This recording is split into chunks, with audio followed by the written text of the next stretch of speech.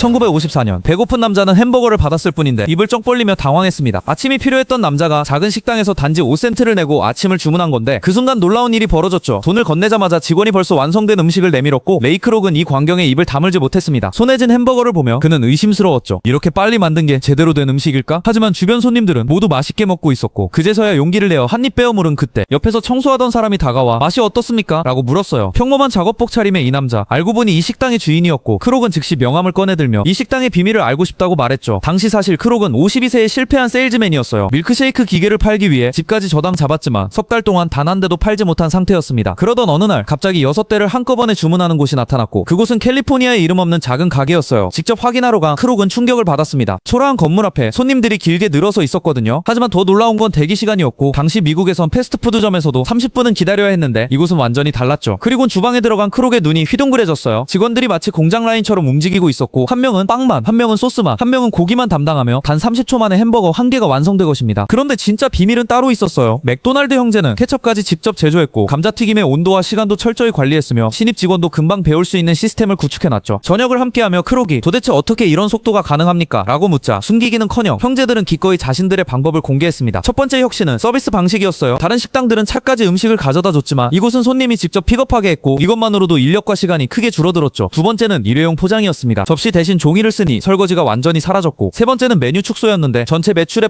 87%가 햄버거, 감자튀김, 콜라에서 나온다는 걸 발견하고 나머지는 과감히 없애버렸어요. 그런데 가장 놀라운 건 주방 설계 과정이었습니다. 형제들은 테니스장에 실제 크기로 주방을 그려놓고 직원들을 불러 실제로 움직이게 했어요. 동선이 꼬일 때마다 지우고 다시 그렸고 수십 번의 테스트 끝에 완벽한 배치를 찾아냈죠. 그 설계도대로 주방을 만들었고 결과는 대성공이었습니다. 빠르고 맛있고 저렴한 식당, 그것이 바로 맥도날드의 시작이었는데 여러분은 이런 혁신적인 아이디어를 떠올린다면 어떤 분야에 적용해보고 싶으세요?